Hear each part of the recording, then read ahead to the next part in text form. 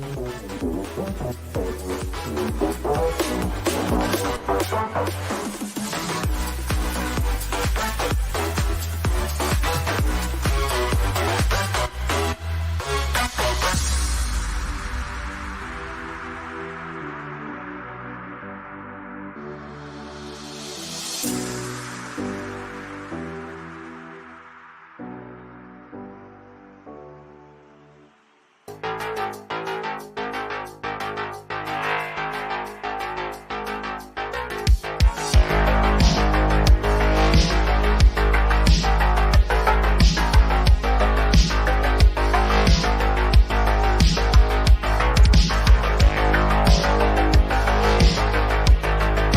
screwheads. Man, don't get all pissy. This is my boom show. Good, bad. I'm the one with the 4K. Greetings, everybody, and welcome to the show. I'm Tom Connors. With me is Valliant Renegade. How you doing? I'm good. Did you say boom show or boob show? Boom show, like boomstick. Yeah, I was hoping for a boob I'm show. down for the boob smart. show. Yeah, I'm down for that. Yeah, we'll go for a boob show. Anyways, good to be back live at 5 here on a Wednesday afternoon. It's good to see everybody out there. So, but we'll have to do a boob show one day. We're all stars now in the boob show. Thank you for being here, Valiant. Also joining us is Greg of FanZcene. How you doing? Doing good. How are you guys doing today? I'm doing all right. I did manage to get at least one 4K film watch this week, so I can't complain. Nice. I did get to watch a movie that isn't on 4K that's a newer film, but we're probably not going to get into that until your show later. But we're going to talk about one of the newer releases here, but we also have a bunch of new announcements and one rumor I think you said we had, and that was it. Yeah, I got like one rumor. You want me to do the rumor for? Well, I guess it's actually confirmed. I thought maybe it was a rumor, but there's like no like real date. But it's Stanley Kubrick's Fear and Desire on 4K. Yeah, so we're getting close to having most of his on disc then by now. Yeah, looks like that'll be coming out in 2023. Interesting. That's the only big one that I can't really confirm, but it looks like it might be legit. So if you're a Stanley Kubrick fan, Fear and Desire from 1953 on 4K. Now here's something that the Disc Junkie posted, but I don't, and I've been thinking about this, and it's weird that he posted this right after I've been thinking about this, because I don't know how legit this is. This is, I think, is more wishful thinking, but he posted this, supposedly Terminator and Terminator 2 from Arrow in 4K. Yes. I can see him doing Terminator 1. In fact, I was just thinking that the other day. I'm like, I could have swore Terminator 1 has had a 4K master for about as long as RoboCop did. I'm like, it's about time that thing got a release, because that's one of the rare films of Cameron's that I don't think he controls the release on. Because for those who don't know, one of the number one questions we get here at the show are what, Valiant? Wait, I'm sorry. The number one question, say again? When it comes to James Cameron here at the show. Freaking hell, The Abyss, Terminator 2, Aliens, all of his movies that have not gotten 4K releases. And the reason for all those movies is he has to sign off on whatever master they use. Except for Terminator and Titanic, I believe, because he gave away a bunch of his rights from Titanic to get the fucker done. Yep. And so those are the two movies that I know of specifically that he does not have to sign off, I believe, on the master. But like I was saying, Terminator, I'm pretty sure, has had a 4K master for a while. So I wouldn't be surprised if Terminator was coming. Now, we've already had Terminator 2 on 4K, but it needs a redo. That's the problem. It was, it was like I think it was just a shitty upconvert from like, actually what I found out what happened. It is a true 4K scan, but Cameron went in and manipulated it digitally because it was the version they used for the 3D master. So he went in and took out all the grain because he didn't like how the grain looked in the 3D version. So that's the version they ended up using for the master for the 4K. Because that's all they had. And that's the one he signed off on, so they have to use it. Yep. They have no fucking choice. So like that's the thing with Cameron is like almost all of it, like 90% of his movies, he has complete say and sway over, and they can't do shit without, you know, getting his sign off. That's why Lionsgate and all them, when you know they were releasing the Studio Canal movies back in the day, they released Terminator 12 times, but it was always the same master. Yeah, they just would take away and add new special features. Change the cover art, add something else to. Yeah, it was just marketing BS. We've never had a good, serious restoration of Terminator 2, period. Correct, I agree. Yeah. And they need to go back and rescan it again or go back to those original files, because a problem with that movie is a problem that's going to come up with the movie I'm going to talk about here in just a minute. But yeah, and part of that besides the DNR is the color timing, because I guess the color timing of that 4K master is completely different than the original, because the original film always had like a blue tint for T2. Yeah. Now I guess from what I remember people saying, because I don't think I even checked out the 4K one yet, is basically that it has that blue tint throughout and it's heavy duty, so it looks really kind of distracting, and that's actually a problem I had with a recent film. But go ahead, Greg. Yeah, that's I never bought 4K. I still have the DVD of Terminator 2, so I've never because I never went to buy it because everybody complained so much about all the 4K copies and everything about it. So I was just like, I'll just keep my DVD. Yeah. Well, the Blu-ray releases weren't too bad, right? No, that's the last one I have is the blue. Yeah. And I mean, I haven't compared it. I like the 3D version. It looks okay, but it does suffer from the DNR issues that people gripe about with the other one, but not nearly as bad as Predator did. For some reason, they did the same thing to Predator way back when, and that early version of Predator looks like everybody looks like plastic. Well, I'll tell you what happened is back in the early days when they were first pressing a lot of these or remastering a lot of these things for Blu-ray for 1080p, and all that's when a lot of the the post-production digital capabilities were really starting to accelerate. So I think a lot of these guys out there got way heavy-handed. I mean, like they went balls to the wall. Oh, look, we can take out all the film grain. We can do this. We can change that and look at all the stuff we can do now. And it's like, but no, brah, you don't have to do all that stuff, you know. And I know they have learned. The film grain, man. Yeah, they have learned since then, and you will see that the films that consistently score, or the remasters, I should say, both Blu-ray and 4K that consistently score at 4s, 4.5s, and 5s, are these old film restorations that they leave the shit alone. Yeah.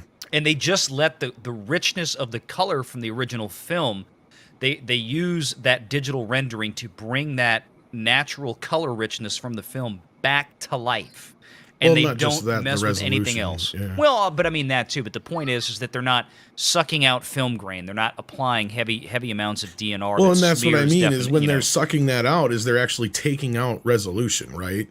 They're taking out detail, yeah. Exactly my point, and you may not understand it from on the base level, but it's no different than if you download a high resolution photo, and then you shrink it down to a smaller size. That's what they're doing basically, and then they're re-blowing it back up, and so then you get that digital effect, right? And that you'll see that a lot on earlier DVDs and Blu-rays. Absolutely. And a lot of that is not from the process of watching the movie itself. It's from their bullshit that they added to it to make it look better, in quotations, to them. And a lot of these old masters came from the masters from trying to make it look good for a tube TV, not an actual widescreen TV like we have now. Because as Greg will tell you, we recently picked up the Johnny Dangerously DVD. And it's obviously from a newer HD master, and it looks amazing on DVD. Why? Because they didn't mess with it. It has no DNR whatsoever, no added anything to it. It looks brilliant for a DVD. Now I just started watching Team America. It was a Blu-ray. Yeah, I know, right? And then I started watching Team America the other day because they have the unrated version was only on DVD. That fucker is DNR'd to shit. It came out in 2004. You can see all the edge enhancement around the letters and everything. It's like, why did they even do that? They didn't need to. Well, they did that because back then that was to combat the noise your television would make from the sharp edges. Yeah. Because the old tube TVs, as I'm sure Valliant could probably explain a little better than me, yeah. Oh, no, it's very different era. People used to have sharpness overcranked, artificial sharpness. But the point is that when you're mastering these things, when you're actually designing, when you're going from a transfer from source material to whatever medium that you're putting it on, be it DVD, Blu-ray, I don't care if it's VHS. That's why they have $30,000 mastering monitors that is supposed to give you, this is what it's supposed to look like. If it deviates from this, it's because, your TV's messed up kind of thing. The example I always use, you're talking about, a series of bad pressings that took like frickin' 9 attempts to finally get a great looking product. Total Recall was famous for this. Total Recall from DVD through Blu-ray and all kind of stuff. My God. That's another one that had color timing issues too, Well, it's not just color timing. It was the heavy DNR. All kinds of problems, yeah. I remember when the first Blu-ray came out, the DVD looked better. That's how bad it was. And I mean, it took until until Verhoeven went back and really actually did an honest to God, okay, I'm going to sit here and remaster this sumbitch. And put it out like the 30th anniversary. The 4K 4K remaster. Version is beautiful. It's except for I still have an issue with the sound. People have argued with me left and right. I got a few people on my side, a few people not. And I haven't noticed anything, but I swear there's no sub in that. You have to crank it up so loud to get any subwoofer sound out of that Dolby Atmos mix. And of course, they didn't include the 2-channel or the 5.1 Dolby DTS mix they had prior, right? Yeah. They only have the Dolby Atmos mix on it, so it's the only way you can watch it in English. So, and it feels so hollow and like it's missing something. Then you throw in the older disc with the DTS 5.1 in that beginning, the bum, bum, bum, bum, bum. You can hear it right in that opening song. Like it's not there, like the boom, boom, boom from the kick is just not there in the Atmos version. I mean, the Atmos version sounds great, but there's some people who, like me, believe they either undercranked the bass on accident or they completely left the track out, but there is bass faintly in there, but I don't know if that's my system artificially doing that by spreading out the sound or something from some just picking up on the subwoofer sounds. I don't know. I'm gonna have to listen to it now because I still have the Blu-rays. Well, I don't remember it having it Boba Fett. I know mine, when I flipped over, it was like the French 5.1 mix and some other ones, unless they re-released it. They could have redone it quietly without telling us, and I'm pretty sure because I listened to that on, I got the my early channel mix system, and I'm gonna go back. I got the early disc. I mean, it was right away when it came out when I got it. So I gotta go pull the disc and look at it. I'll double check again because I remember getting into it with actually Bill Hunt of the Digital Bits about that a little bit. Because he swears up and down it's good, and it's like, well, maybe it's just a certain pressing of the discs, because somebody else who I trust quite well in the community too, who I'm not going to say their name because I'm sure they don't want to be doxxed in any way or whatever, but still, they said the same thing I did. They're like, there is no fucking bass in this whatsoever. Like, it's just like gone. Interesting. So, but no, all right, let's get into some other news here. Before I get into the other topic I was bringing to the table, we got some announcements, didn't we, Greg? Yes, quite a few actually. And, quite a few. We got the War of the Worlds, like we just was talking about backstage. The 1953 and When Worlds Collide from 1951 are both coming to 4K from Paramount Movies, September 27th. So that looks that I don't think that's Kino Lorber. I think that's no, that was Paramount Presents. Which they already did the Criterion special edition of War of the Worlds, but yeah, this is a 4K release, not a 2K. So yeah, 4K. It says it's coming to 4K. So hopefully that's 4K disc, not just a 4K scan on a Blu-ray. So yeah. And then if you like the movie At Close Range starring Sean Penn and Christopher Walken, that's coming from MVD Rewind Collection on October 25th. I'm not sure about that movie. I don't think I've ever seen that one. I don't think I have either. Have you guys seen it? Yeah, it says like father, like son, like hell. So I guess they're father and son in that movie. What was it called again? What was it called again? At Close Range. Close Range from 1986. I'm looking at it right now, and I don't recognize that one at all. Sean Penn and Christopher Walken, though. Yeah, Kiefer Sutherland's in it too. Yeah, I would. That's a hell of a cast. It's just I was looking at myself too. Huh, Exactly. Interesting. That's from MVD. It looks like so. Yeah. Yes, MVD. All right. What else you got for us? That's crazy. The movie Crawl about the chick and crocodiles or alligators or whatever is coming to 4K on September 20th. So that's the first time it's been on 4K. It's been released on Blu-ray before, but now it's this. That wasn't too bad of a movie. It was all right. If you guys have ever seen it. And you said Crawl, not Krull, right? No, Crawl. Unfortunately. Yeah, Crawl. Sorry, Crawl. Crawl. I wish it was Crawl. I would take I wish it was Crawl. Yeah. Which, as far as I know, has a 4K I wish master. too. Yep. I've heard it does. I still have the Mill Waiting Creek for that Blu-ray, one. So. Which I know that's not a big one for Sony, but they have. But Mill Creek, I believe, released the last version of that on Blu-ray, if I'm not mistaken. So I can't believe that Sony. They did a Fathom event of it like 2 years ago. Yeah. Yeah, but you can never trust those Fathom events. From what we've heard. If you were a fan of George A. Romero, his Lost movie, the amusement park from 1975. Which just kind of pisses me off a little bit because the amusement park was his very first film from 1975, and it was just found recently, and they did a 4K remaster of it and everything, but it's only coming to Blu-ray on September 20th or September 13th. So interesting. Okay. Let me see. Can you guys hear me better now? We can hear you. I think you're on just a slight delay, but we can deal with that as soon as you're done with the announcement. The thing is we've had some really bad storms today. There was a tornado that actually just touched down a couple miles away from here, so my internet's been a little wonky. So let me know if you need to run to the damn basement.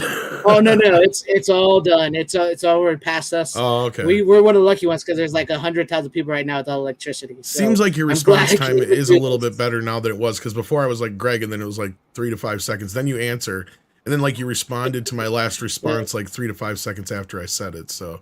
Yeah. I think we got a bit of a delay. I'm sorry. I think maybe it's kicked back in a little bit. I think we're a bit closer now, so it seems like it. Yeah, it's been a little wonky. It's been a little wonky since these storms came through.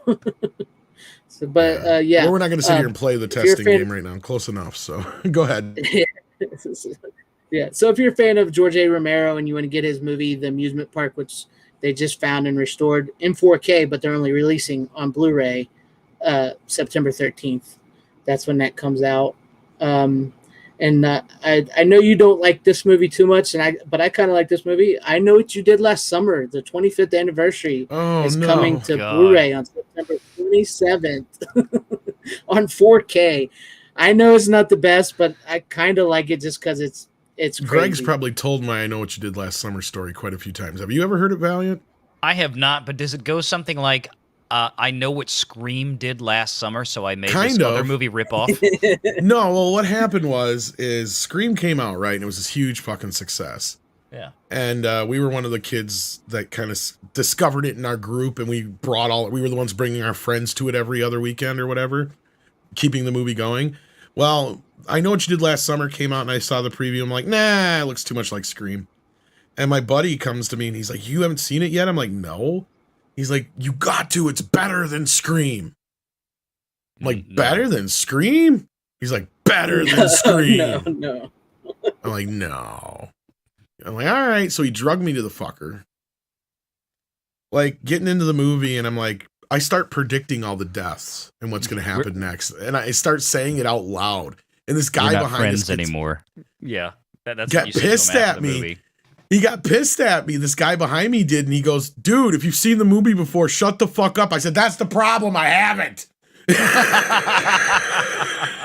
I would have left if it wasn't for him taking me to the movie. We're leaving the film, and I'm like, dude, what the fuck? I'm like, that was horrible. He's like, what do you mean? It was pretty good. I'm like, I predicted the whole goddamn movie. It was not only that, it was annoying as piss, right? The only thing I couldn't predict is how they were going to die. But I'm like, he's going next. Johnny Galecki's going next. The title was annoying. There were too many words in the title. Yeah. And then they had the sequel, I Still Know What You Did Last Summer. Oh my then God. The sequel was I Still Know What You Did Last Summer. The summer before that. Yeah. It just became a clown circus. No, in retrospect, the first one was probably the least of the worst of the bunch, I guess. But yeah. The least of the worst of the bunch. Okay. I mean, yeah, the least worst of the bunch. I like it. Because I like bad movies. Because I know it's a bad movie and it's nowhere near as good as Scream. So I like cheesy bad movies, and that's why I like it in that sense. But yeah, it's cheesy bad movies are like, you know, predictable. Attack of the Killer Tomatoes. Okay, that's a great cheesy bad movie. I Know What You Did Last Summer was a poor knockoff. Well, and again, I understand a certain generation enjoying the film, especially if you're a Jennifer Love huge tits fan. You know. Well, I mean, if they had her on Freddie camera, Prinze Jr. in it, so that's a big strike right there. I mean, if she had been on camera, you know, shaking her boobs for 2 hours, then the movie would have been a 5 out of 5. That's the part everybody liked when she's out there just pushing her tits out there and going, "What do you want from us?" If she would have just dropped them out, it would have been like, "I'm in. You sold me on this movie." Oh, it was craziness. And then we get to Scream 5 now, and it's like that makes I Know What You Did Last Summer look quaint. It's like that's the problem we have. I will take I Know What You Did Last Summer over Scream 5 any day of the week. Any day of the week. I'll give you that. That's where we've come full fucking circle now. So apparently, pardon my French, but and I don't know if you're asking, but Beastmaster does have a 4K release already, Siege Perilous. I believe it's Vinegar Syndrome. Vinegar Syndrome. I think they still have... Do they still have any left, or is that sold out? I think that's sold out. I haven't checked in a while, but I think they had a couple left last time. I say sometimes during their sales, they'll get some new ones in. So just keep checking back. They might... I thought I saw some on this recent sale. You have that, though, don't you, Greg? Yeah. Yeah, it's a great set. No, I actually missed that. I haven't bought it yet. But yeah, I've been meaning to pick that one up. Yeah. No, I haven't got it yet, but I've been meaning to get it. And I know that's why I keep checking on it and occasionally to make sure that it's still there. And I know I'm going to miss out on it. That was my first, technically my first Vinegar Syndrome buy through them. I ended up buying Rad prior to that. Oh, yeah. Via eBay because I missed out on that one. But when I learned about Vinegar Syndrome, Beastmaster is how I learned about them. And that was, I got that bastard right away in that nice magnet box and all that stuff. Yeah. Really cool. It's nice, and that was their first 4K, if I think I remember. I think correctly. You're correct. Well, that or I think Rad was, but yeah. Rad and Beastmaster, I think were like their first two. So, and they sold out like Rad sold out right away. I paid $100 almost for Rad. I know, that's crazy. But it's like they're I got Rad, but I don't fucker have again. Like not like this. Who's going to? You have any idea how many years I've waited to just get a disc of Rad?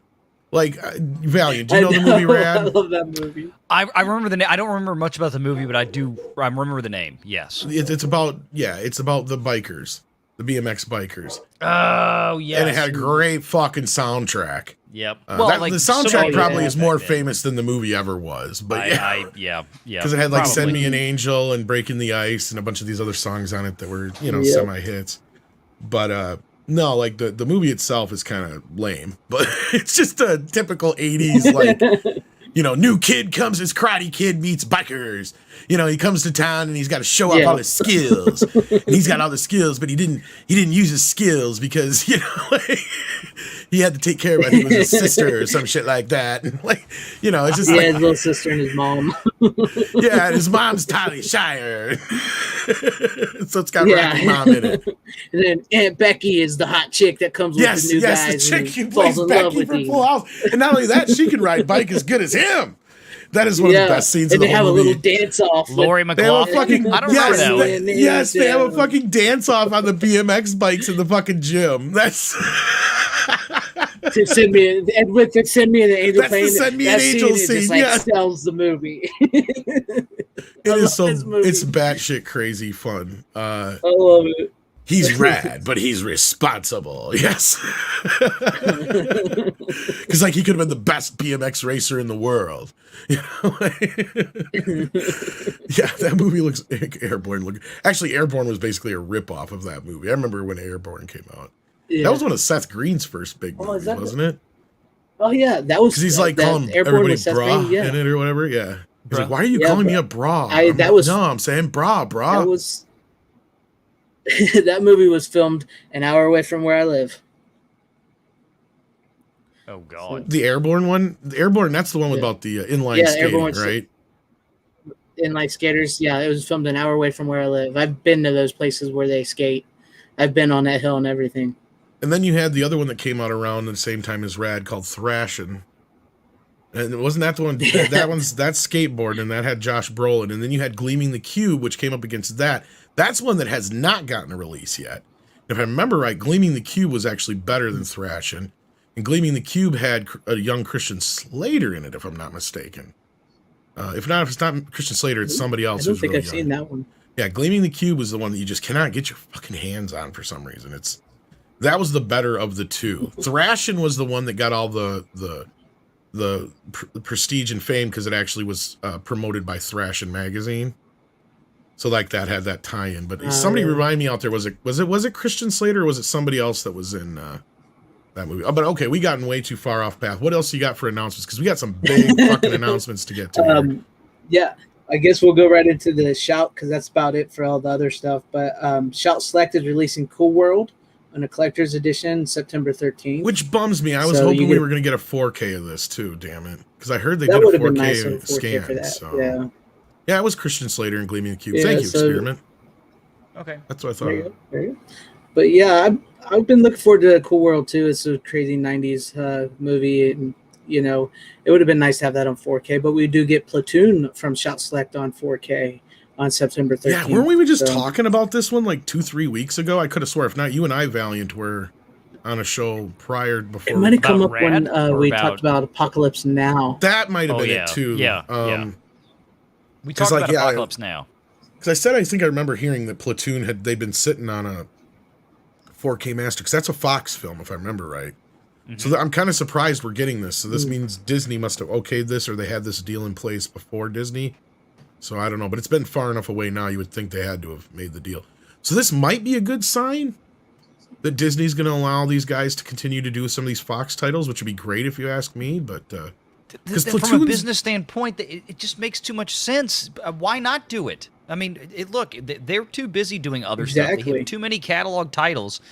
Let third parties come in and put this out there. I mean, these are not the kind of films that are going to be like big draws on Hulu and Disney Plus, for Christ's sake. I mean, go ahead and make the physical media, and then you can advertise it. It goes out there for the people. I mean, and you don't have to press 1 million copies of Platoon, but you can make 50,000, 100,000 of them, and you'll be fine. You'll sell them all out. See, and I'll probably buy it. And you know what? I've not bought. Oh, it is MGM. That's right. But Fox released it before. You're right, Runner. Thank you. It is MGM. See, the student becomes the teacher. The 4K master is learned from the student. The 2K it's hard master. To keep up with 8 that's going to get to his head. He's not a 2K master yet. He's still around 480p, 720p on a good day. It's like a yellow belt. Yeah, Platoon win Oscars, but see, Platoon's not a movie that I've bought before. I don't think I've ever even got it on DVD, because that was a movie when it came out. It was I don't even own it. It's a tough fucking watch. It is. Well, I know, but he's right. It was Best Picture 86, 87, I think. 87, I think it won. But now that it's coming to 4K, that's when I might be like, okay, maybe it's time to revisit this movie again. It's been like a good 30, 40 years since I've seen it. I watched it I saw it as a kid with very little context other than my dad and mom sat me down and they said, this is where your dad went to war. Oh, man. So, and at that time when Platoon came out, that was one of the more accurate depictions of the Vietnam War. So it kind of like fucked with me a little bit as a kid. So then as a teenager, when we got to it in history class, I'm like, all right, I'm going to revisit it again. So I did revisit it as a teenager, and I'm like, yep, it's a good movie. I don't need to watch it again. You know what I mean? Like, I was good. But, like, my buddy was one of those. He loved these Army movies, so he'd watch it all the time and shit. And so I'd seen bits and pieces here and there and over and over and over and over again. But, like, as far as actually sitting down and watching it, when I get this version, this will be the first time I've watched it in at least 30 years. Close to it. Maybe 25 at the least. But it's a tough watch, and I'm going to give it its just due, though, since it's getting a 4K release. So, I will say the most I remember about Platoon was the scene in Hot Shots Part 2 with Martin Sheen and Charlie Sheen, where they cross paths. He's like, I loved you in Platoon, and I loved you in, I can't even remember Charlie Sheen's war movie, but well, isn't Charlie Sheen's was Platoon? Yeah, Charlie Sheen was he in Platoon? Oh yeah, and Martin's a dad. Martin was in Apocalypse Now. Yeah, Apocalypse Now. He's in Apocalypse Now. Yeah, when they pass each other and they go, I loved you in Platoon, I loved you in Apocalypse Now. Yeah, that's how it goes. Wasn't Ben Stiller basing part of Tropic Thunder on the shooting of Platoon, though? Wasn't that part of the whole joke? Oh, the whole thing where like he drops down and his hands are up in the air and he's spoofing. Yeah. Oh, yeah. That's all this that is true for both Platoon. Apocalypse Now and Platoon and how difficult it was to shoot those movies. Yeah. Yep. That whole opening bit, I think, is making there was something that actually happened on it was either Apocalypse Now or Platoon where that actually Platoon. Happened. Where they had this whole thing go off and they lost an entire like $50,000 fucking shot. Yeah. Because of some stupidity or whatever it was. Yep. I love the smell of napalm in the morning. That was part of that from Apocalypse Now with Robert Duvall. And then but Stiller actually did, if you look at like the famous image of Platoon where the guy's falling down on his knees, I think it's actually Charlie Sheen's character. And he's got his hands up over his head. Oh no, actually I think that's Stiller Willem Dafoe. Oh, Willem Dafoe does. Okay, I think it is. So that's the one that Stiller recreates in Tropic Thunder in that opening sequence. Yeah, Isaiah. Yeah. Never. I can't believe I remember that. I even remember Johnny Depp is in the fucking one scene with the translation. That's the only scene he's really in, and it's like that scene still. I've only seen this movie twice. That's how much it sticks out to you, right? Like this movie sticks with you. It's a fucking it is probably one of the best ones about Vietnam. But anyway, moving on from that. So looking forward to that. Go on, Greg. What else you got for it? Well, like we talked a little bit backstage, the Star Trek movies are finally getting a release date. We're gonna get into this now. Yeah, you can get all 6 of them in a nice little box set, or you can get the big 15-disc collection coming on 4K. And I know you had some problems with the packaging there on that 15-disc set. Well, I don't know about the 15-disc set. I didn't see that, but I'm only assuming that's the one that Valiant was showing you with the. That's what it says here. Yeah, and then that's the thing where I'm confused because they say. Here, let me bring this picture up. What's that? And all the things they're releasing, and Valiant is right, I think, just by looking at it. They say this is the big 15-disc set. It is not. No, that is not.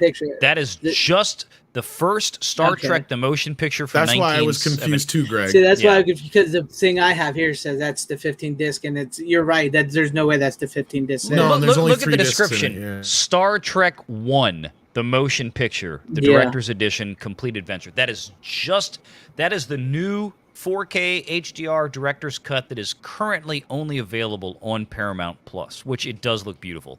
So this is like $100 set, and so basically you're paying for all the swag. That's it. You're paying for the swag. Then there is the 4K 1 through 6 box set for $125, which is the other link that I posted below that in the private chat. I'm grabbing that right now. So this is now is this the 15-disc set? I believe it is. Yes, yeah. 6 movies with, Blu-ray plus 4K, so that's 12 discs right there. And then you've got however many discs of special features. That makes more sense. I don't know why they had that picture. That was confusing why they did that. Yeah, that's what confused me, and that's why we got into this total confusion conversation before the show. But now I think we're a little bit more on track here, and they're also doing these individually. Yes. Yeah. But I'll put it this way. I got the link for that from the Digital Bits. That was in the article they released today with these 2 box sets, the one for the first movie and then this one we're looking at now. And here's where I'm at with this. Now I'm not gonna completely flip out because I'm pissed because as of right now, there is no announced set that has the first film and the last 2 films that need to be added to someone's collection. At this moment in time, if you're stuck buying them separately, if you already have the first 4 film box set like I do and most people have, yep. As of right now, there's no comparable box set to that. So you have to buy them individually or rebuy them all over again. Yep. And which is going to make the resale value on them plummet. which means they're going to be worthless. People are not going to, they're not going to want to take, they're going to be one of those type of box sets where you bring them into a resale shop and they're like, fucking take that out of here. We'll give you $2 for you to take it out of the store because we have fucking 20 of them back here we can't sell. And that's what they'll tell you, because that's a problem. I'm okay, but they may do a comparable box set. So I will reserve judgment until we know for sure. There's still enough time, obviously, for them to announce one. But I'm pissed because I like the single disc versions they got coming out now because they have the original poster art on them. Because one of my biggest gripes with this is the same problem I'm having with the other box set we just looked up, which is just for the first film, and that is this sliding the discs into the fucking like a book thing. Sorry for my language today, guys. But it's irritating. Tom, did you miss the super chat? We have a couple super chats here, actually. We've got one from Mr. Tickle Trunk I was going to save for when we get to the news, but we'll just do it now where he says, groovy. And thank you for that, Mr. Tickle Trunk. And then Primark Vulcan says, what exactly is lossless audio? I'm seeing that it is an available feature on movies in Aram Video and MVD. Is it worthwhile to have? Okay. I believe that lossless audio just means it's at its full bit rate. Whatever the original file is, you're getting that. And I believe it either runs, because like there's a few different lossless audio file types. You have WAV, which is the classic. You have, what is it, AIF or something like that? It's called. Yeah, that's the kind of the Apple format. Yeah, you're kind of on the money. So I mean, if you think of lossless and then PCM audio, and stuff like that. Most DVDs and Blu-rays and stuff like that have PCM for lossless audio if it's not DTS, basically. Yeah. PCM pulse code modulation is what that stands for, Vulcan. And kind of, if you think about it from this standpoint, if you're a sound engineer on set, these guys are out there. You kind of see them when you get the behind-the-scenes shots. They've got those long boom sticks with the mics on them. They're hooked up to these little, usually they're using like Zoom recorders. That's a brand name. And they're recording at 24-bit 48K, which is, and that's kind of where they start. Then when it gets to the sound engineers, they're mastering that, and they're mastering it with what they're being provided by the on-set sound engineers. And that's, again, they don't compress it at that point when they're mastering it. It used to be that, main reason, when you had to put it on DVD, when you have to put it on streaming, when you have to put it on Blu-ray, in order to make it fit on the disc with the appropriate video file, you had to have some degree of compression. MP3, heavily compressed, for example, stuff like that. Yeah. Nowadays, 4K, you got so much space on there, you can put the original uncompressed master reference grade file onto these discs, which means you're not losing anything. So all the dynamic range, all of the nuances in the sound staging, everything sounds bigger and better. And that's why Tom enjoys the Dolby Atmos soundtrack so much, is because you're getting a true lossless uncompressed audio track on these larger capacity discs. Yeah, it's supposed to be a one-to-one recreation, but unless you have a really nice sound system, you're not going to really notice the difference. Right. I'll be 100% honest with you. I can bop from a 192 kilobyte, which, be honest with you, that's what's sad, is most DVDs and early Dolby Digital 5.1 tracks are less quality than most of the MP3s you get from Apple and other places, because that's 320 kilobytes usually per second. Most DVDs in Dolby Digital were running at 192 kilobytes per second.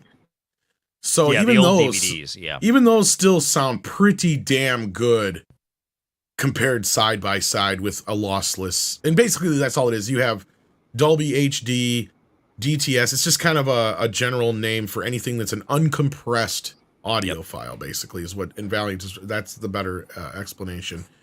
And so like now you can hardly tell the difference in most cases, but unless you have a very expensive system and you really know what to pay attention and listen for, you're going to get a great experience out of your typical 5.1 Dolby Digital soundtrack in most cases. Now, if you're somebody who's an audiophile like me and you got the Dolby Atmos system, then yes, definitely you're going to want to go for the better release with a better audio file on it. But the Dolby True HD and Dolby Digital are not by any stretch of the imagination bad.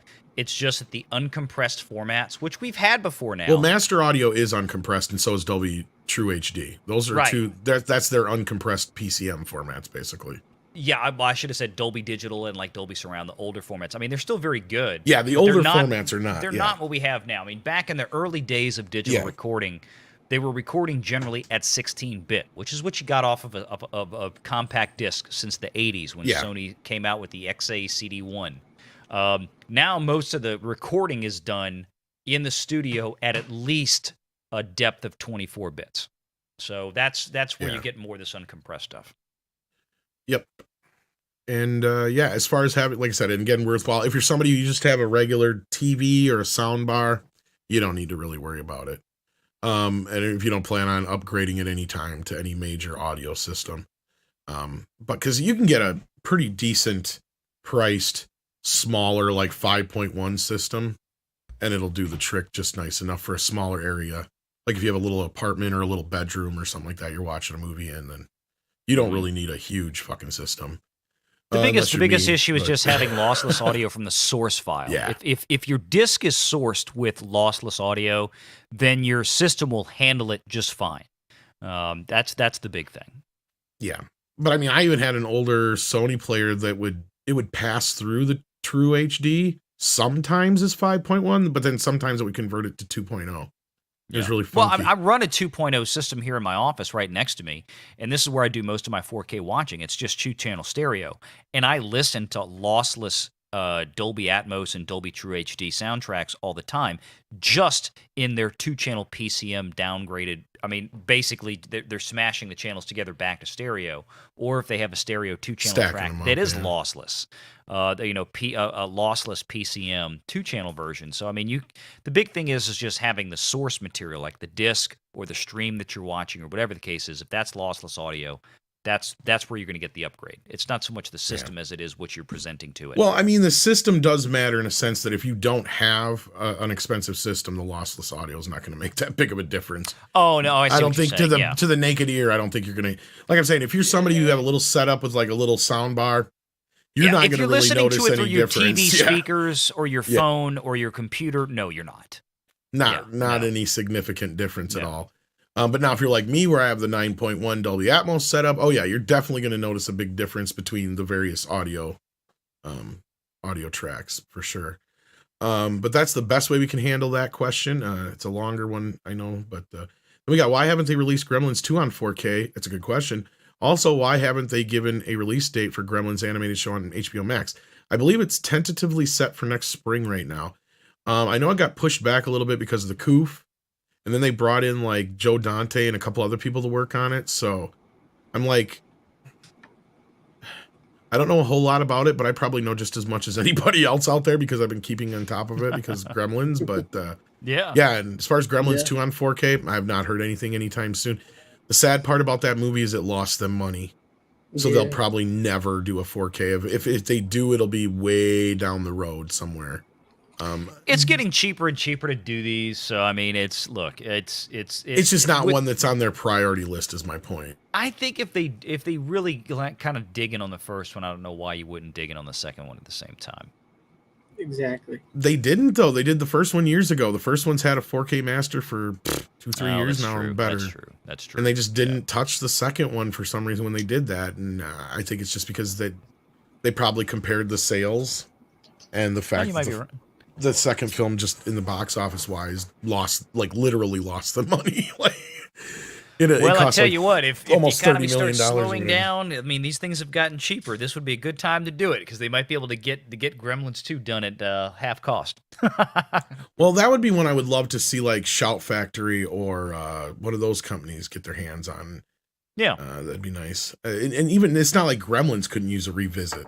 I've actually got 3 or 4 documentaries that aren't on those discs that are amazing. That should be. And there's an actual version of Gremlins Special Edition that never got re-released again. That it actually came with a bonus disc. Because Warner Brothers was doing this Diamond collection for a while. And they double dipped on a bunch of movies and they were shit. What they did, for example, like they made me pay like almost $30 for Batman again. For a second disc, and all that was on the second disc was a 20-some minute bonus feature with the cast talking about the success of Batman.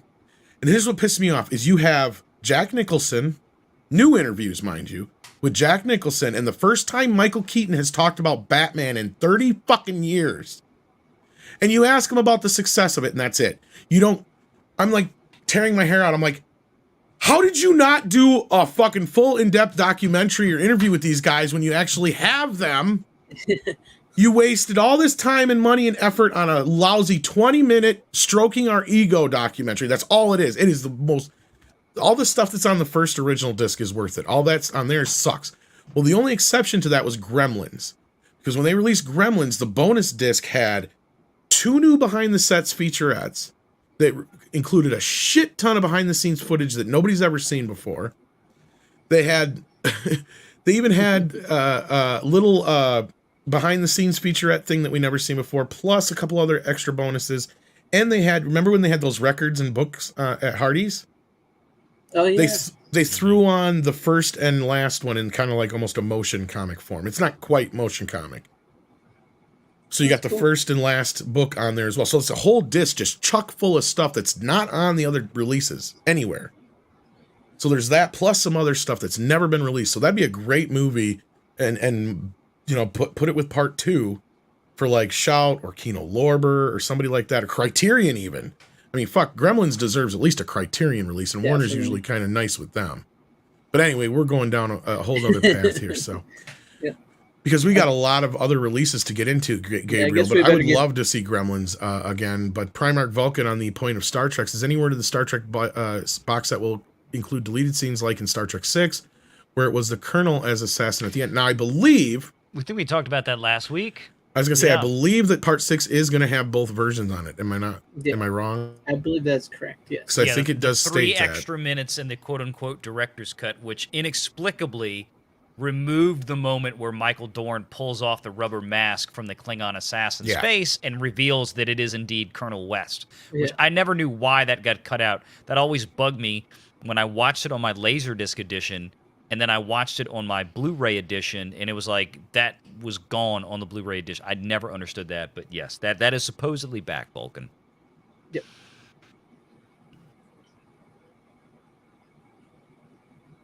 And yes, this is true, Tim Hayes. And actually, if you have, they actually have both versions of that scene on the disc. Now, on the DVD, if you have the DVD, I think it's an Easter egg hidden. But I believe on the Blu-ray, they have it just listed as one of the special features. But you can watch the quote-unquote John Wayne version of the Hulk Hogan scene. Which blew my mind as a kid, because I like saw it in theater, and then like all of a sudden, I knew it was coming, but I'm like, all of a sudden it's like, wait, this isn't what happened in the theater. I was pissed for years because I like the Hulk Hogan scene better. I'm like, wait a minute, what the hell is this? And then I love that somebody did a cable version of it. Did you guys ever see that? I don't think I have. Oh, it's amazing. Maybe at the end of the show, if we got time, I'll if I can find it. Somebody did a new version of it for the cable and disc release. They haven't used it yet. But they actually had like new puppets and everything. These guys did it like a fan film thing, and it's fucking brilliant. Oh, that's cool. I'll show it to you if we get time here. But yeah, so let's move on with a little bit of the more of the news. But before we do, JBL 9.2 soundboard any good for Atmos? I would think so. I don't have JBL, but JBL's good quality stuff, isn't it, Valiant? You would know. You used to sell that kind of stuff, didn't you? Look, those companies change. I mean, JBL depends on what your applications were. JBL 9.2 soundboard, any good? You know what? Look, it's there's a lot of good stuff out there these days. It depends on what your budget is. It's kind of one of those things where I suggest set a budget of how much you want to spend, and then find the best product in that range. I'm not familiar with that because I'm sure JBL probably has maybe a few different ones. There's some good sound. I'm guessing you mean the sound bar. That's what my question was going to be. The only thing I would say with the sound bar, and I'm sure Valiant will agree with this, if you want the true separation, because a lot of these sound bars will advertise DTS and Dolby Atmos and all that they shit. Can but they're process still, it, but they're still only 2-channel. Exactly. Yeah. They have to mimic it by throwing certain sounds like on upper speakers. Like they'll put a speaker on the top of the sound bar that will throw it out of phase wide so that when it bounces off the corners of your room, it'll give you the effect of surround sound. So, and some of them are pretty good. I guess Sony's done some pretty good ones where they actually sound pretty good, especially in smaller areas. You could spend, a few $100, $400 or $500 and get a good little kit. Versus, I mean, if your budget is $200, versus if your budget is $1,000 or $5,000. I don't know. So I mean, and there's, believe me, there's budgets much bigger than that. So my point is that you'd have to kind of figure out, okay, how much do I want to spend to do this, and then maybe I could kind of push you in the right direction. I think the better question would be is what do you have to utilize for space? Because that too. And what else do you have? Do you have a lot of girlfriends don't like already? wires? Well, and they don't like speakers sitting around. So if you're somebody who can't have, because my first recommendation is if you can, the more speakers, the better. The more true separation you can have, and you can actually physically move it around the room to where it sounds best for you. That's the best result you're ever going to get, no matter what.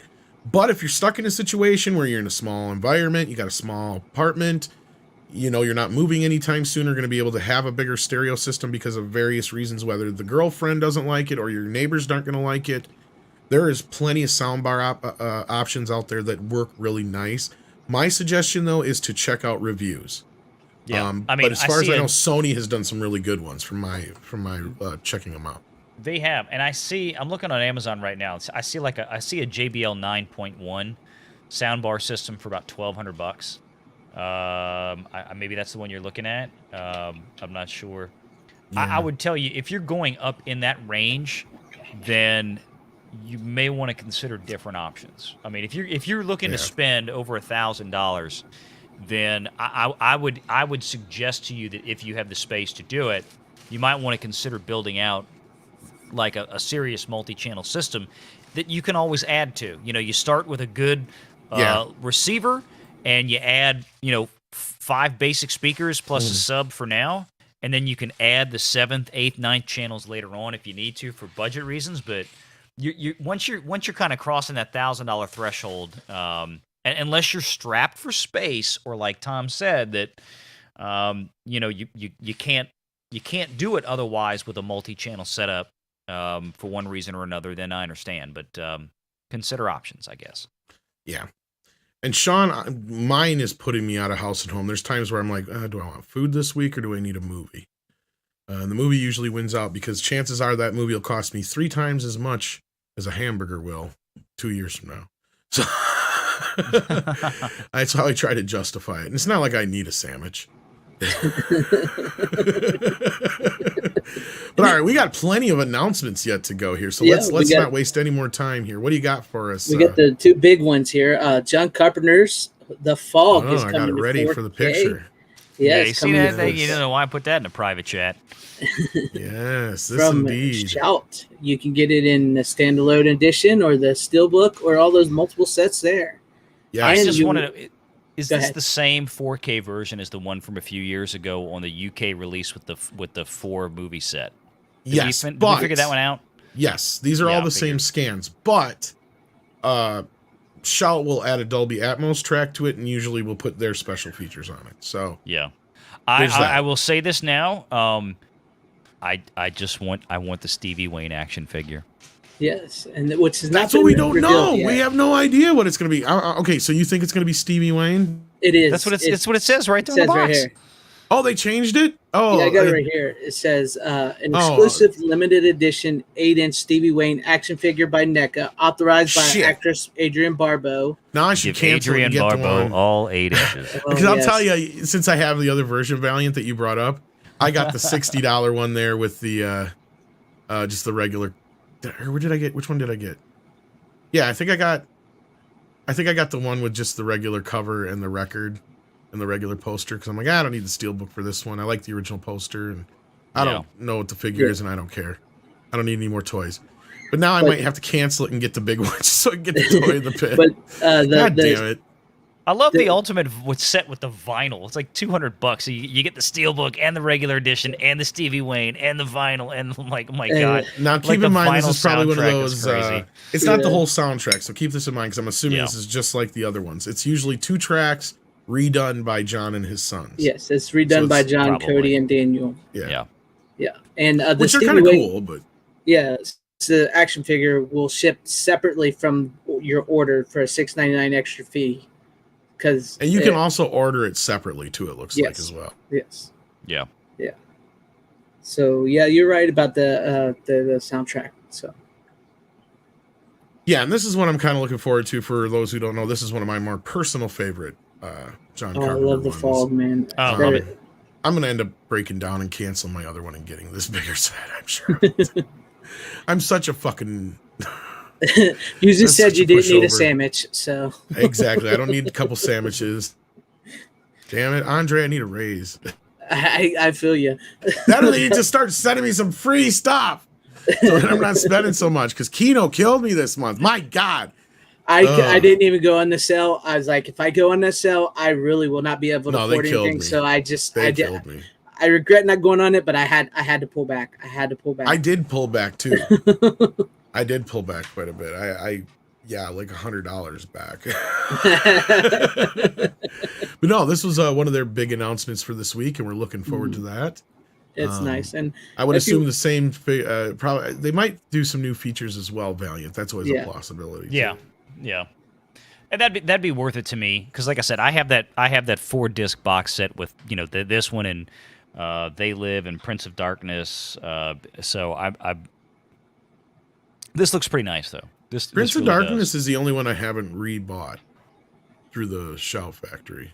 Yeah, I got that one on 4K. It's a good one. I've never actually watched it yet. That's one of the only ones of his I have. I tried and I've tried and I've tried. You want to know the truth? I can't get through like the first few minutes. I will admit it's a slow burn movie. It does take a little while to get into the movie, but if you can actually get into it and get past like that first 30 minutes or so, it starts to pick up really good. Yeah.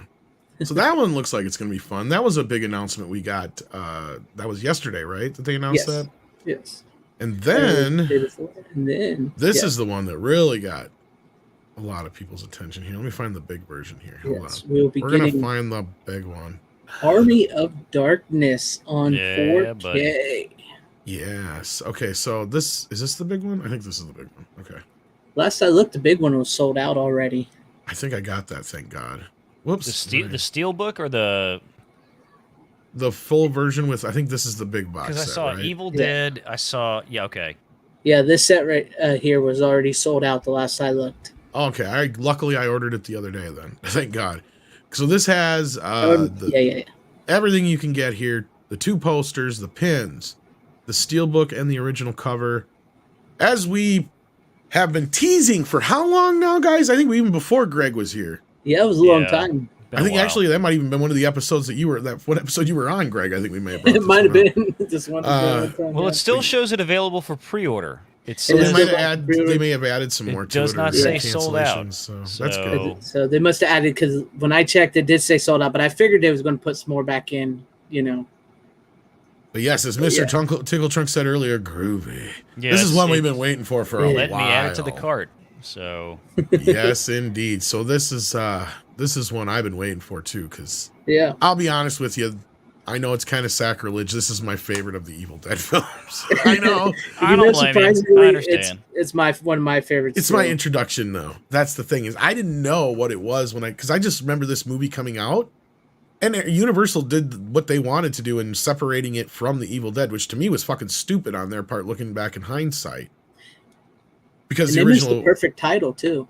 Right. Yeah. Medieval Dead, and also Ash versus the Evil Dead, and they had a couple other titles that were much better than Army of Darkness, if you ask me. But hey, didn't matter. The movie came out; it looked like batshit crazy fun. I didn't know what the hell it was. I watched it, and I'm like, that was fucking fun. Yeah. And then through the process of it all, I learned that it was a sequel to the other films, and then I had to go back and retroactively see the other movies. But no, I love this movie. Let's take a look. Go ahead. I was going to say I have almost the exact same story. I saw Army of Darkness first, and I loved it. It was crazy. It's probably my favorite too, even though I loved the first one. But then, I was at a video store, and I was like, I saw Evil Dead 1 and 2, and I was like, hey, that's the guy from Army of Darkness, and he looks exactly. What the hell is this? And then I rented him and figured it all out. Yep. Evil Dead's coming out from Shout on it's the same day. I think September 27th. Holy shit! This is 8 discs. It's 4 for the I was just gonna say, so that's 4 and 4. Holy 4 and 4. Shit! So we're getting looks like we're getting 3 cuts of the movie. Yeah, you get like 4 cuts of the movie on the original Blu-ray. So oh no, it's 4. cuts, 1, 2, 3, 4. You're right. Yeah. So yeah, it's all 4 cuts of the movie. Holy shit! So that means we're getting all 4 of them in 4K as well. Then maybe I think probably if they're doing it as 8 discs, why would you give us 8 discs then? Otherwise, because the other set's only like 3 or 4 discs from my recollection. If I'd have to go run and grab it. I think it's 3 discs because the other set. Yeah, so it's probably a new bonus disc, I'd imagine. And then 3 4K, 3 Blu-ray. Well, you get probably 2 more discs. Wow. We have no idea other than that what's in this. So as I was just looking to see, oh, this is going to be an interesting one. Give me some sugar, baby. I can't wait for this. Good, bad. Tom's the guy with the Army of Darkness. That's right. 4K master. Sally Forth. Sally Forth. Let's get the hell out of here. I love that. Goody two shoes. Goody two shoes. I love that. That was pretty good. Get the hell out of here. Yeah, Ted Raimi does all the skeleton voices and stuff. Awesome. Yes, as Mr. Tickle Truck says, put it in my veins. Yes. As now, this is the best line. Unfortunately, this isn't in the extended cut, but good, bad. I'm the one with the gun. I love Ash, says Nelson Sharita. So do I. And I got to imagine you love it too, Valiant, since you just ordered this box set. I looked at ordering the box set. I didn't order the whole box. I think I'm just going to do the regular 4K version. Like the 4K. Yeah, and I'm going to do the whole $130 one. I mean, I know I shouldn't have, but because I'm looking at I'm going to get that and Evil Dead. Oh yeah, that was the other one I forgot to bring up. Yes, the 2013 remake. 4K. And I think I talked about this like 2-3 weeks ago. I said I kind of half-assed predicted. It's coming out on the same day. Yeah. Yes. So September 27th. I actually like that remake. It's not bad, and technically, like the director Sam Raimi and Bruce Campbell all said, it's not a remake. It's actually like a sequel, sort of, to the originals. It's like very H.P. Lovecraftian with the Necronomicon, how it finds its way through space and time back to where it all started, sort of type thing. So, yeah, I don't remember if I've ever. I want to say I have seen it. And this is the 2013 one. Yeah. But yeah. So. Yeah, it's not bad. It's nowhere. Let's be honest. It's never going to match up to Evil Dead 2, or Army of Darkness. But it's not as bad as I thought it was going to be. It's one of the better like 2000s remake type movies. Yeah. Oh, it's yeah, just I gotta check it out. You gotta remember when that first movie came out. It was so off the wall. Like, what the hell is this? This is so crazy. Yeah. And it's just one of those things you're never going to recapture that audience surprise again. You know? It looks like you're getting now. No, this version of it, you're only getting a 4K disc. It says here, so I'm assuming they're going to put all the special features from their previous release on. I was wondering if they're going to have the unrated cut of that one. It is. I was just going to say one thing we do know is it does have the 91 and 97 minute cut on here. That's the only thing they have on here. But it does point out that this release only includes a 4K UHD disc. It does not contain a Blu-ray disc. So they're flipping only to 4K. It is listed as a collector's edition, so I'm going to assume they're going to bring over all the special features and maybe some new stuff. But that's tentative at this point, but keep that in mind. But yeah, that'd be the 2013 remake we're talking about here. I'll bring it up on the screen so you guys, excuse me, know what we're talking about. I got the hiccups now.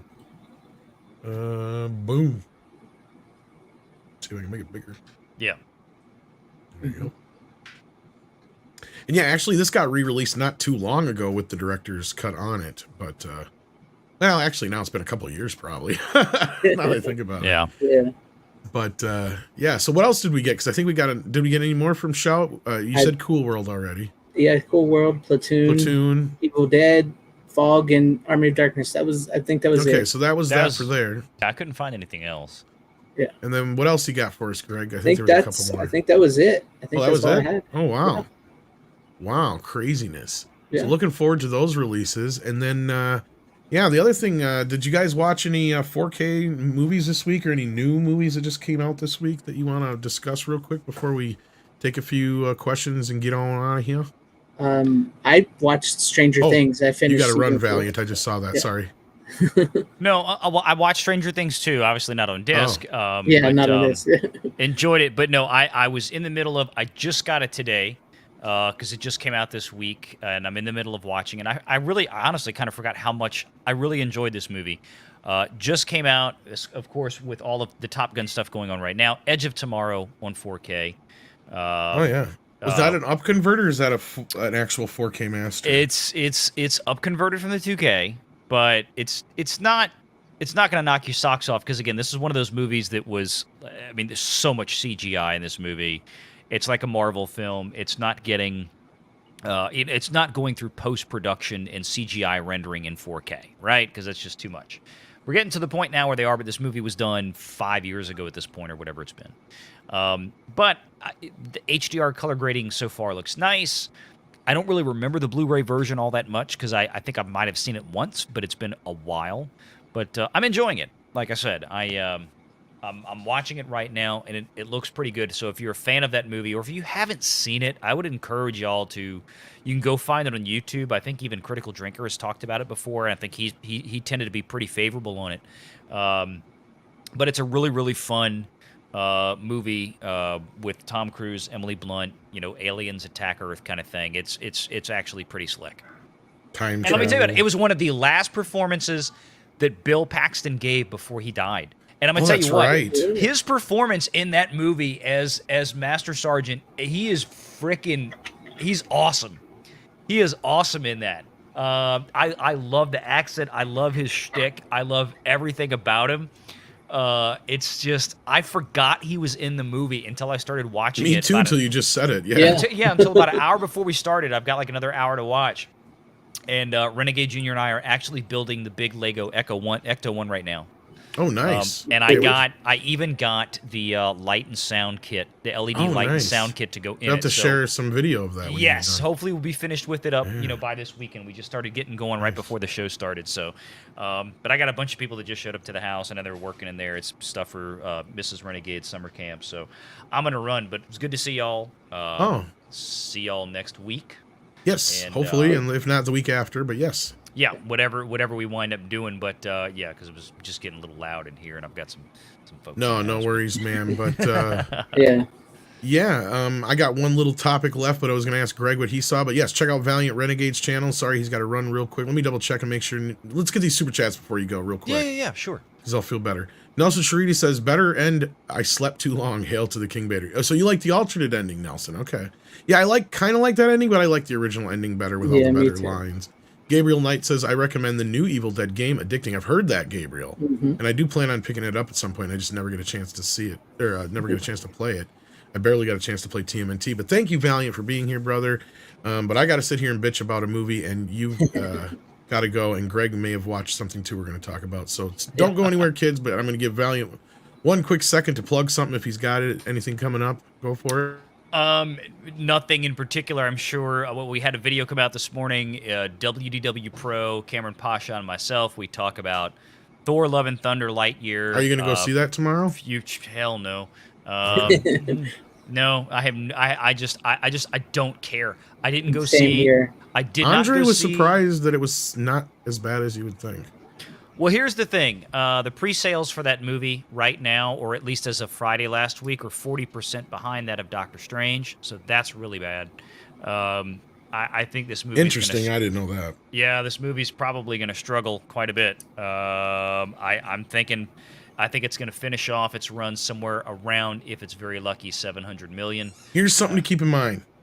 Watch Saturday and Sunday and how they play, because women tend to go to the theater more on Saturday or Sunday. Men tend to go on Fridays.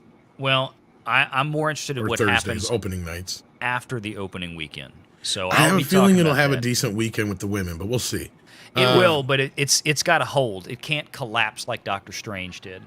Well, we'll see how it goes. Considering it's going to open $40 to $50 million less than Doctor Strange, especially. I'm going to see it tomorrow afternoon, and we're going to review it here on Midnight's Edge After Dark tomorrow night after we get back.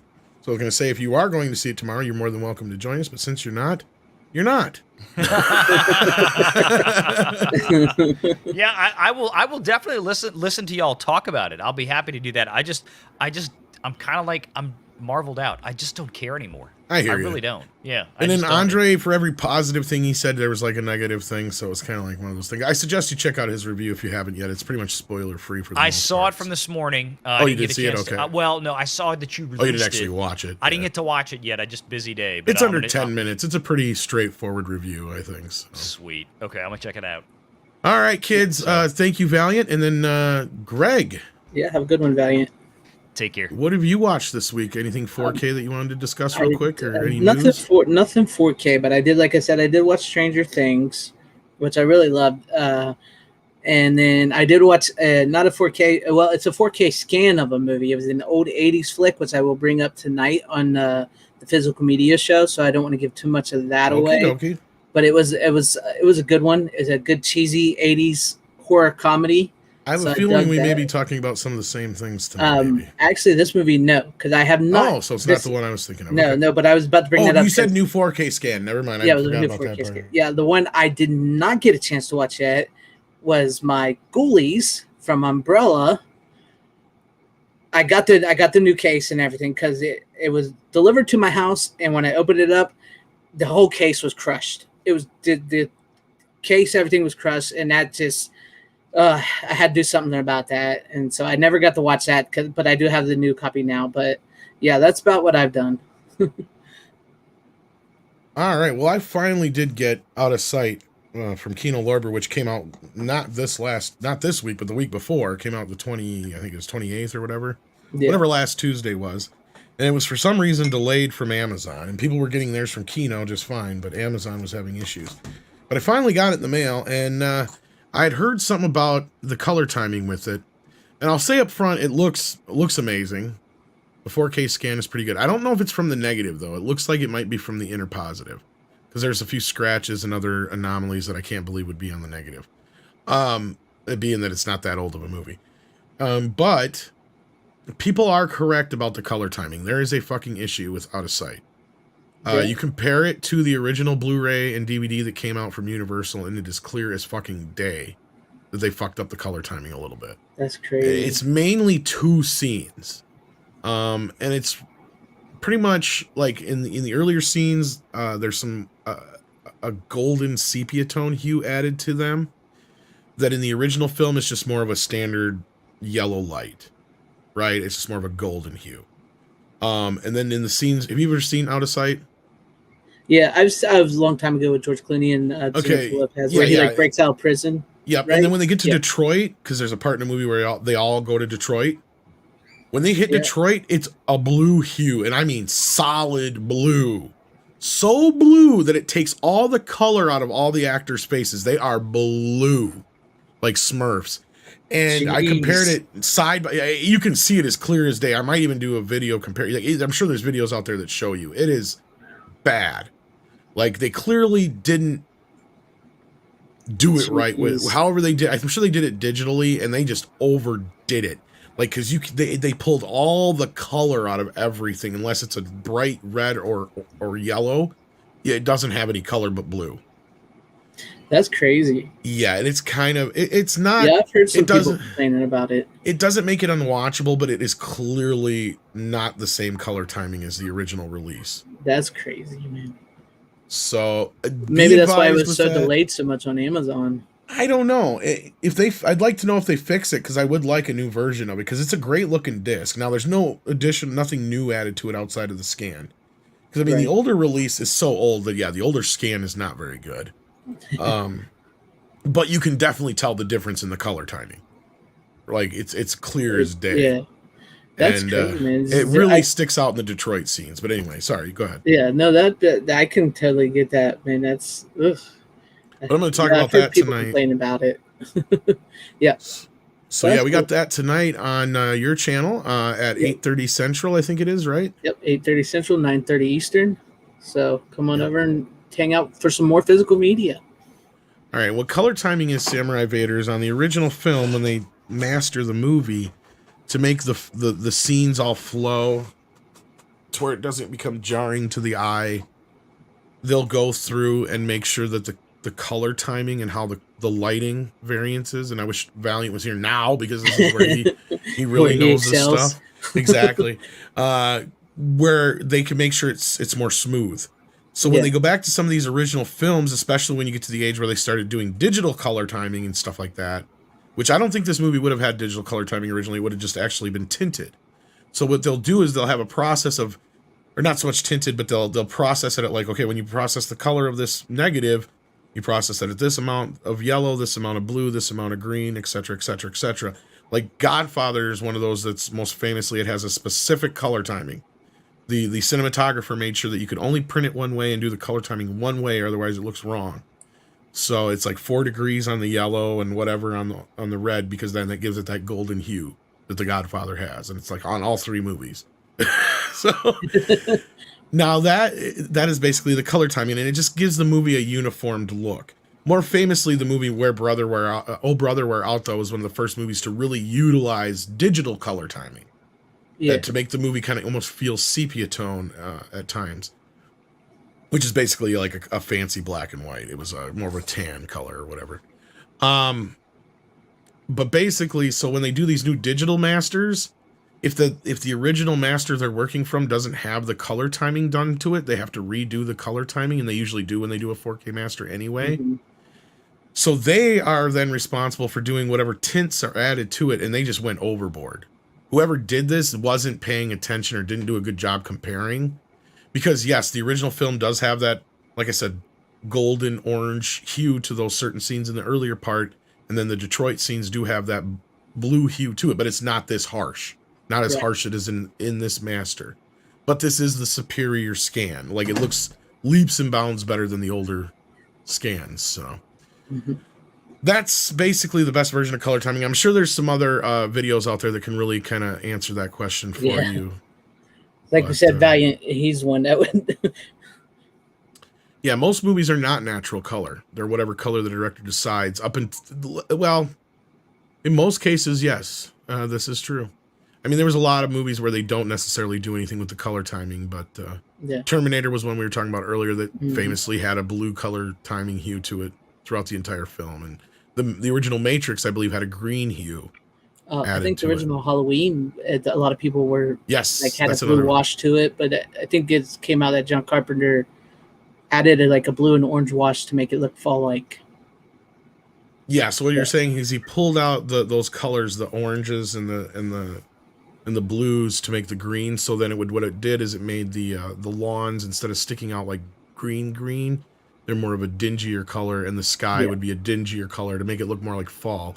And, and that's one that people did complain about the color timing on the new 4K master of Halloween, because there's variance in that too. So it's like it's basically a digital coloring of the film to give it a different kind of feel or hue. And if you don't get it just right, it can look really wacky. And sometimes I don't know how these things get through quality control like that, because a lot of times they're having the original cinematographers and stuff sign off on these things, and it's like, are they not seeing what we're seeing? I mean, it's crazy. It's true.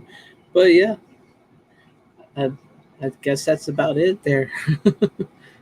Yeah, pretty much. I didn't really see any more questions that we hadn't already kind of grabbed as we went along. I think we did a really good job today.